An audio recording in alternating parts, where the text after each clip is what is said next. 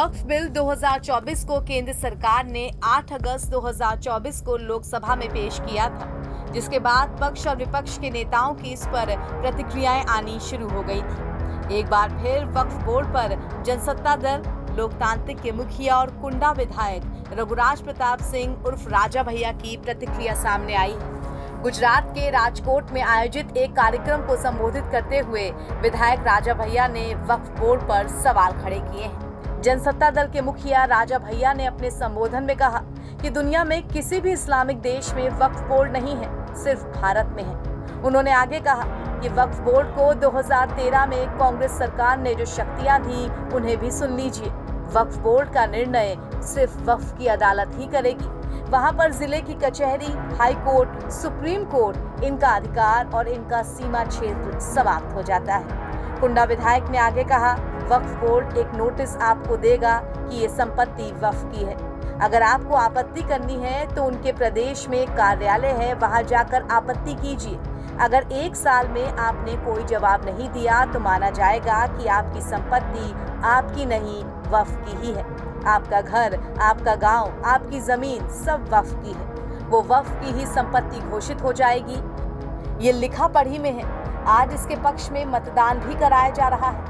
मौलाना लोग इसमें मोबाइल के माध्यम से मतदान करा रहे हैं। राजा भैया ने कहा कि इसके लिए हम सबको मुखर होना चाहिए। उन्होंने कहा कि राष्ट्र रक्षा का दायित्व तो सिर्फ राजनेताओं का नहीं है। अगर आज हमारे नेता ये कठिन निर्णय ले रहे हैं तो उन्हें प्रोत्साहित करने की आवश्यकता है। आज हम जितने भी महापुरुषों को नमन करते हैं, उन्होंने कभी अपने लिए लड़ाई नहीं लड़ी। उन्होंने देश की रक्षा, संस्कृति की रक्षा के लिए लड़ाई लड़ी है। अकबर द ग्रेट की वजह से ही एक साथ 16,000 माताओं ने अग्निकुंड में कूदकर जान दे दी थी। आपको बता दें कि जब से बीजेपी सरकार वक्फ संशोधन बिल लाई है, तभी से सत्ता पक्ष और विपक्ष के बीच बयानबाजी तेज है। सर, ये वक्फ बिल को लेकर बड़ा हंगामा। जब वक्फ बोर्ड, देखिए, वक्फ बोर्ड के जो बिल लेके आई है, सरकार सब पावर अपने पास रखना चाहती है और किसी के भी धर्म में बहुत ज्यादा हस्तक्षेप ठीक नहीं है। देखिए, ये बिल जेपीसी के पास भेजा ही इसलिए गया क्योंकि भारतीय जनता पार्टी के जो सहयोगी दल हैं, टीडीपी और जेडीयू, वो सरकार के साथ नहीं है इस मुद्दे पे और विपक्ष पहले से ही इस बिल के खिलाफ है।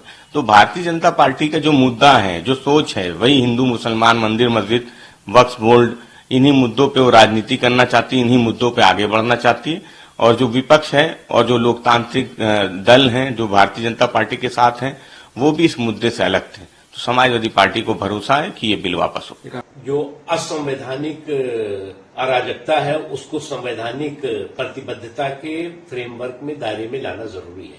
जो अनकॉन्स्टिट्यूशनल एनार्की है उसको कॉन्स्टिट्यूशनल हायरार्की के फ्रेमवर्क में लाना जरूरी है। और जो लोग इस तरह का भय भ्रम का भौकाल खड़ा करने की कोशिश कर रहे हैं कि वक्फ जो बिल अगर पास हो जाएगा तो सारे धार्मिक अधिकारों का अपहरण हो जाएगा, खत्म हो जाएगा, ये उसी तरह का प्रचार और उसी तरह का दुष्प्रचार करने की कोशिश है जो कि लगभग 18 की सदी के आखिर में या 19 की सदी की शुरुआत में खिलाफत आंदोलन के नाम पर किया गया था। और वक्फ को जो है वो वक्फ के जो है वो लिफाफे पर खिलाफत की जो है वो लेख लिखा गया था उसमें। तो इसलिए सबको होशियार रहने की जरूरत है। किसी के भी धार्मिक कर्तव्य या अधिकार पर किसी तरह का कुठाराघात नहीं होगा। ये जो है वो वक्फ को पारदर्शी बनाने के लिए, वक्फ के जरिए समावेशी सशक्तिकरण किया और जो गरीब और जो कमजोर तबके हैं उसको लाभ मिले, उसके लिए है। वक्फ जो है वो कोई खानदानी जागीर नहीं हो सकती। तो नेताओं के बयानों के बाद ये भी बताते चले कि वक्फ संशोधन बिल अगर संसद के दोनों सदनों में पारित हो जाता है तो वक्फ एक्ट 1995 को समाप्त कर दिया जाएगा। इससे वक्फ संपत्ति से संबंधित मामलों की जांच और निर्णय वक्फ की बजाय अदालतें करेंगी। वक्फ बोर्ड किसी संपत्ति को अपनी संपत्ति घोषित नहीं कर पाएगा। सभी कानूनी विवाद अदालतों में सुलझाए जाएंगे। एनबीटी ऑनलाइन की रिपोर्ट।